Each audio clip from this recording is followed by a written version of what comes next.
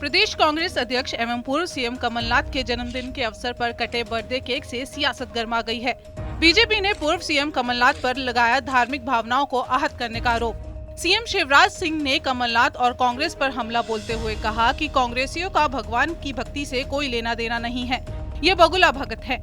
इसी पार्टी में कभी श्री राम मंदिर का विरोध करती है, केक पर हनुमान जी की तस्वीर लगी है और वो केक काट रहे हैं। ये सनातन परंपरा और हिंदू धर्म का अपमान है, जिसको यह समाज स्वीकार नहीं करेगा। देखिए, बगला भगत है, इनका भगवान की भक्ति से कोई लेना देना नहीं है। ये वो पार्टी जो कभी राम मंदिर का विरोध करती थी, अब देखा कि नहीं इसके कारण तो वोटों का नुकसान हो जाता है, तो वोट के लिए फिर हनुमान जी याद आ गए।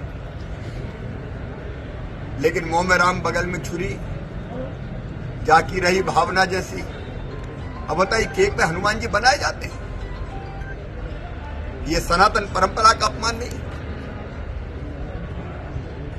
हनुमान जी को आप केक पे बना रहे हैं और केक काट रहे हैं, ये अपमान है हिंदू धर्म का, सनातन परंपरा का, जिसको ये समाज स्वीकार नहीं करेगा। कमलनाथ पर हनुमान जी का केक काटने पर प्रदेश के गृह मंत्री नरोत्तम मिश्रा ने कहा कि कमलनाथ का कृत्य गोरी और गजनबी जैसा, मंदिर जैसा केक बनाकर और उसके टुकड़े टुकड़े करने के लिए माफी मांगे कमलनाथ। मंदिर की प्रतिकृति पर भगवान हनुमान जी की मूर्ति और उसका बर्थडे केक बनाकर टुकड़े टुकड़े कर देना सनातनी होने का दावा करने वाले लोग मंदिर और मूर्तियों को ध्वस्त करने का ऐसा निंदनीय घोर कृत्य मोहम्मद गौरी और महमूद गजनबी ने किया था। ये उनकी याद दिला देता है, मानसिकता बदलिए कमलनाथ जी। सीएम भूपेश बघेल ने आज भेंट मुलाकात कार्यक्रम के दौरान अंबागढ़ चौकी रेस्ट हाउस में खुज्जी विधानसभा क्षेत्र अंतर्गत 42 करोड़ 61 लाख रुपए के 43 विकास कार्यों का लोकार्पण और भूमि पूजन किया, जिसमें 25 करोड़ 91 लाख रुपए के 38 कार्य का भूमि पूजन एवं 16 करोड़ 69 लाख रुपए के 5 कार्य का लोकार्पण शामिल है। जेसीसीजे नेत्री ऋचा जोगी का सरकार पर हमला, कहा मेरे खिलाफ दुर्भाग्यपूर्ण किया गया है एफआईआर, झूठे एफआईआर को कोर्ट में दूंगी चुनौती। जोगी जन अधिकार यात्रा की घोषणा के बाद घबराई कांग्रेस सरकार। पूर्व की सरकार में पहले डॉक्टर साहब को हुआ था जोगेरिया, अब मुख्यमंत्री भी जोगेरिया से हुए ग्रस्त। मैं रहूं या ना रहूं, नहीं रुकेगी जोगी जन अधिकार पद यात्रा। 2 साल के बच्चे की मां हूं, मैं हिम्मती हूं, मैं एफआईआर से नहीं घबराती। पूर्व सीएम डॉक्टर रमन सिंह ने भूपेश सरकार पर बड़ा हमला बोला है।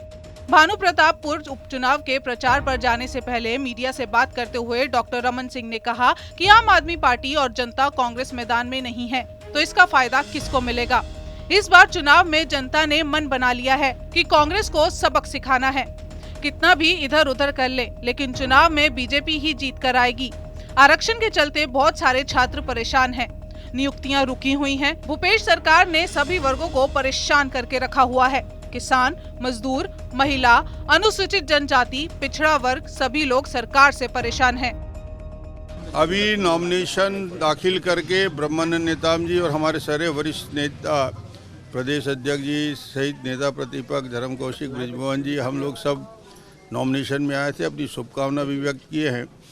जहाँ तक आपका प्रश्न था मुद्दे क्या होंगे, मुद्दे सबसे बड़े मुद्दे हैं 4 साल की भूपेश बघेल की असफलता, व्याप्त भ्रष्टाचार और जिस प्रकार महिलाओं पर अत्याचार हो रहा है, जिस प्रकार अनुसूचित जनजाति और पिछड़ा वर्ग के साथ धोखा किया गया है, और जो पूरे छत्तीसगढ़ की बदहाली है, रेत माफिया, शराब माफिया आज पूरे प्रदेश में सक्रिय है, जनता बिल्कुल अपने आप को असुरक्षित महसूस करती है। 4 साल जनता ने बहुत बर्दाश्त कर लिया।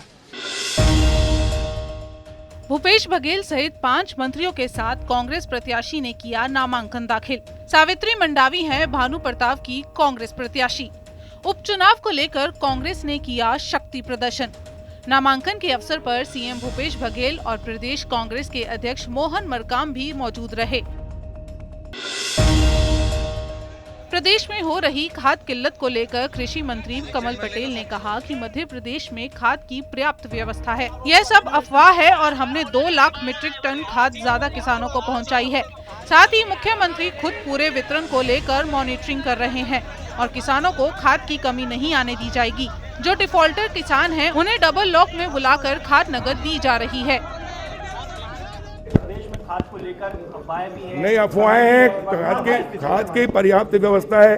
पिछले साल 15 नवंबर तक जितना खाद विक्रय हुआ था उससे 2 लाख मीट्रिक टन ज़्यादा हमने दिया है। विकेंद्रीकरण किया है, कहीं कोई कमी नहीं है। हमने POS मशीन की पहले खुली थी, लेकिन मोदी जी ने इस पर कंट्रोल किया कालाबाजारी पे, और इसलिए हम POS मशीन से दे रहे हैं, तो उसमें थोड़ा टाइम लगता है, लेकिन नीचे तक के किसानों को मिल रहा है। जो डिफाल्टर किसान हैं उनको भी माननीय मुख्यमंत्री जी ने, सरकार ने निर्णय ले लिया कि हम उनको भी नगद खाद देंगे। और अभी वो इकट्ठे होते थे डबल लाख चूँकि कम है तो हमने डबल लाख बढ़ा दिया और किसानों को घर पहुँच सेवा दे दी है। वहीं गाँव के अंदर ही POS मशीन ले जा रहे हैं। POS मशीन ज़्यादा कर दी, 400 मशीन और खरीदवा दी। वो मशीन ले जाके गाँव में जाएंगे, वहीं पैसा लेंगे, अंगूठा लगवाएंगे थंब, और उसके बाद में वहीं खाद पहुँचा देंगे। यहाँ भी जबलपुर में भी कोई कमी नहीं है। अभी आज एक रेक आ रही है, कल भी आ रही है, लगातार चल रहा है, कोई दिक्कत नहीं है। राहुल गांधी की भारत जोड़ो यात्रा मध्य प्रदेश आने वाली है। इस यात्रा के शेड्यूल में बदलाव हुआ है। अब राहुल की यात्रा 23 नवंबर को मध्य प्रदेश में प्रवेश करेगी। राहुल गांधी अब महाराष्ट्र से सीधा गुजरात प्रचार के लिए जाएंगे। महाराष्ट्र के मालेगांव जहांगीर में मध्य प्रदेश के वरिष्ठ नेताओं ने भारतीय यात्री राहुल गांधी से मुलाकात कर मध्य प्रदेश में आने वाली भारत जोड़ो यात्रा से संबंधित विषयों पर बैठक हुई। बैठक के बाद फैसला ये हुआ कि राहुल गांधी अब महाराष्ट्र से सीधा गुजरात चुनाव प्रचार के लिए जाएंगे। पूर्व केंद्रीय मंत्री माधवराव सिंधिया की प्रतिमा का विरोध एक बार फिर शुरू हो गया है। इस प्रतिमा के स्थापित होने के बाद स्थानीय लोग इसके अनावरण का विरोध कर रहे हैं। बताया जा रहा है कि स्थानीय लोग इसके खिलाफ हाई कोर्ट जाने की तैयारी में हैं। दरअसल मध्य प्रदेश हाई कोर्ट ने चौक चौराहों पर लगी नेताओं और दिवंगत विशिष्ट जनों की प्रतिमाओं को हटाने के आदेश को इसी साल मार्च में दिया था। हाई कोर्ट ने 18 जनवरी 2013 के बाद लगाई गई प्रतिमाओं को हटाने को कहा है। ये भी हिदायत दी है कि भविष्य में प्रदेश की सड़कों या सार्वजनिक महत्व की भूमि पर कोई प्रतिमा न लगाई जाए।